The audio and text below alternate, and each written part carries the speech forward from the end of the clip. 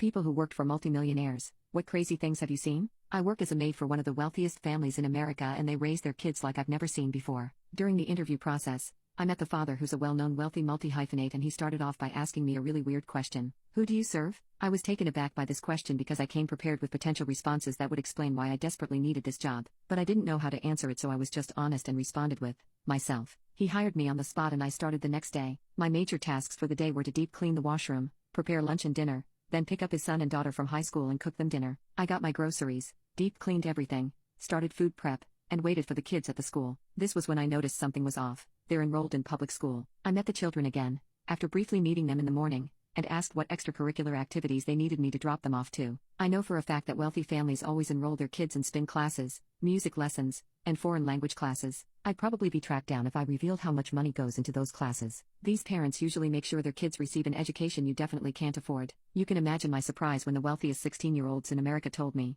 "We don't have any extracurriculars, we study at home." After eating dinner, they disappeared into their rooms and stayed there the whole day. Before I left, I asked their father why he didn't enroll his kids in any extracurricular classes. In his fashion, all he told me was, "The school system sucks." Yeah, no, I wasn't buying it. Sure, the school system sucks, but he wouldn't send his kids there if it meant they were set up for failure. When I went to the mansion the next day, I was prepared to ask the kids what they did and if their father was negligent. I went to the son's room and he was just lying on his beanbag on his phone. All I could think was, who was I kidding? He's one of the richest kids in America. He can afford to waste his life away. Regardless, I asked what he was up to because I wanted to know what was so different about them than the other rich kids I took care of. He completely shocked me, because most kids that get into this give up after a month. He revealed to me that he was investing and trading stocks. I was like, "Oh, does your dad teach you that?" He said no. He told me that his father doesn't believe in the school system. He believes that the most successful people are those who self-study, are true students, and put in their 10,000 hours. His father was so good at many things like music, computer science, and the arts because he was a dedicated learner. After talking with the kid, he showed me that he's been using an investing app to learn. Since elementary school, he has used programs like Duolingo to perfect his Spanish foundations and Coursera to study in his own time and collect certifications. But this is his latest obsession. He grinded the free lessons they gave,